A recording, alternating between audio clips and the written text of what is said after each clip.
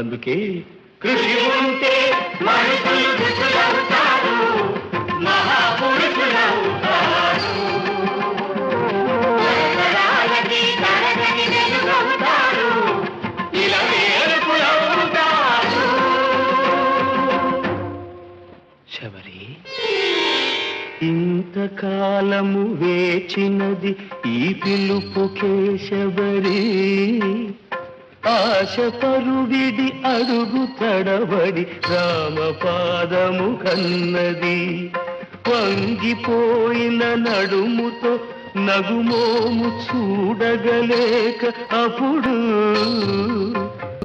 కనుల నీరిడి